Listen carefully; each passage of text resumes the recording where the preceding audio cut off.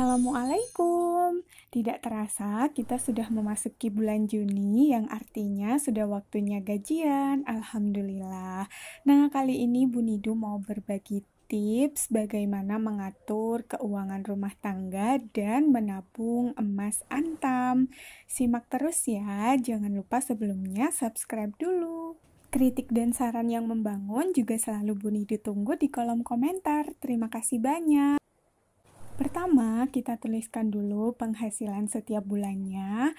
Untuk masing-masing keluarga tentu saja berbeda ya, Bu Nidu di sini tuliskan 3 juta rupiah. Nah, yang pertama untuk tabungan minimal 10%, jadi Bu Nidu sisihkan terlebih dahulu 300.000 rupiah. Berikutnya, untuk kebutuhan wajib atau pengeluaran tetap atau fixed expenses, yang pertama ada kontrakan 450.000, lalu ada BPJS 105.000 dan listrik 100.000. Karena tulisannya kurang jelas, jadi Bu Nidu tambahkan teks ya. Total tabungan dan kebutuhan wajib semuanya 955.000.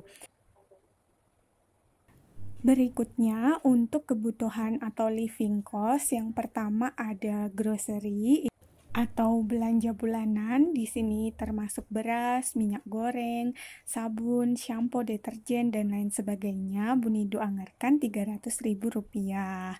Nah, selanjutnya untuk belanja mingguan, per minggunya seperti biasa, Bu Nidu anggarkan 100.000. Nah, di bulan Juni ini karena ada 5 minggu, jadi dikalikan 5, semuanya menjadi 500.000 rupiah.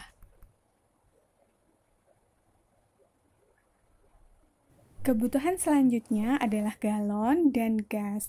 Nah, untuk galonnya sendiri, Bu Nidu pakai merek Aqua, sebulan itu kurang lebih 5-6 galon, itu hanya untuk minum saja. Jadi, Bu Nidu anggarkan 150.000, dan untuk transport, di sini 200.000, ini sudah termasuk uang bensin dan uang saku. Lalu untuk pulsa, karena Bu Nidu sekarang ada di rumah ibu yang nggak ada wifi, jadi anggarannya meningkat menjadi 200.000 untuk 2 orang. Nah, berikutnya untuk orang tua dan mertua, ini nggak selalu diberikan setiap bulannya, bisa ganti-gantian atau tidak selalu berupa uang sebesar 200.000. Nah, berikutnya untuk kebutuhan tak terduga, di sini Bu Nidu anggarkan 100.000, ini bisa untuk kekondangan, kado, dan lain-lain. Nah, berikutnya untuk hiburan bisa jalan-jalan atau jajan gitu. Ini Bu Nidu anggarkan 100.000 aja. Total semua kebutuhan dan tabungan 10% tadi adalah 2.705.000. Jadi ada sisa gaji sebesar 295.000. Nah, sisa gaji ini Bu Nidu bagi dalam investasi dan tabungan. Untuk tabungan sendiri, yang pertama ada tabungan kurban, tabungan hari raya, dan tabungan emas. Untuk nominalnya berapa, nanti kita bahas ya. Bu Nidu pisahkan tabungan 10% dari gaji tadi untuk dana darurat, sedangkan tabungan dari sisa gaji ini bisa disebut tantangan menabung atau sinking fund. Nah, ini review dari apa yang sudah Bu Nidu tuliskan tadi, barangkali tadi tulisannya kurang jelas. Sebenarnya tabungan emas di sini kita bisa beli yang kecil-kecil ya, karena sekarang tersedia mulai dari 0,025 gram dengan harga yang terjangkau. Dan kalau sudah terkumpul bisa langsung ditukar yang lebih besar. Tapi Bu Nidu di sini mengumpulkan dalam bentuk uang terlebih dahulu, ditabung terlebih dahulu. Setelah cukup baru dibelikan emas antam yang 1 gram atau 2 gram.